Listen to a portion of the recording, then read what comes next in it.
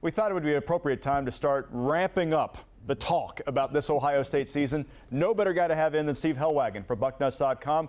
He knows so much, he recently wrote a book about the season that just passed, and we'll tell you more about that book in just a minute. Look how shiny it is. It looks like good reading. It still has that new book smell, doesn't it, guys? Speaking of new, we got a new season coming up, but we have the same three quarterbacks that we all know and love. Is there any clarity to this situation at all? Now that Braxton's coming back, we know Cardale's coming back, JT never left. Yeah. What do you think? Well, Matt, I wrote a column about this on Bucknuts.com this week, and the thing that I think about, I mean, it's the biggest question in town is who's going to play quarterback at Ohio State this year. I think it should be the guy who gives them the best chance to beat Virginia Tech. Start there. You're not playing a poor team in week one. You're playing a great defensive team in week one. So I think that's the important place to start with, in my mind, is that you go with the guy that gives you the best shot. Braxton Miller, if he's fully healthy, he could be the guy. You add it all together, it is a tremendous situation for Urban Meyer and his new offensive coordinator, Ed Warner, and obviously the new quarterbacks coach, Tim Beck, for them to get into. And Steve, what about Braxton Miller? If he's not chosen as the quarterback, can he transition as a player-athlete? What do you think about that? Yeah, I think that's a possibility. I mean, you're talking about a guy who ran for 1,000 yards a couple of years ago. He's got that ability to move the chains with his feet.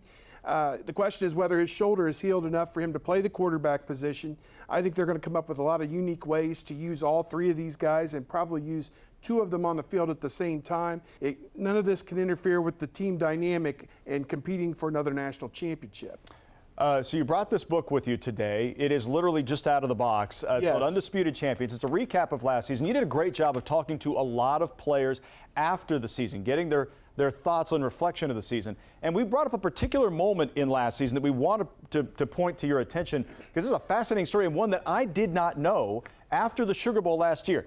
Evan Spencer throws this touchdown, huge play in that game, a momentum-changing play that almost didn't happen? Yeah, it's a very interesting story. They had called that play previously against Michigan State, and he just wasn't comfortable throwing the football in that situation. So he held on to it, and there was a lot of confusion on the field. And the three guys signaling the play in, you could even see Cardale Jones on television kind of squinting like, you're calling what?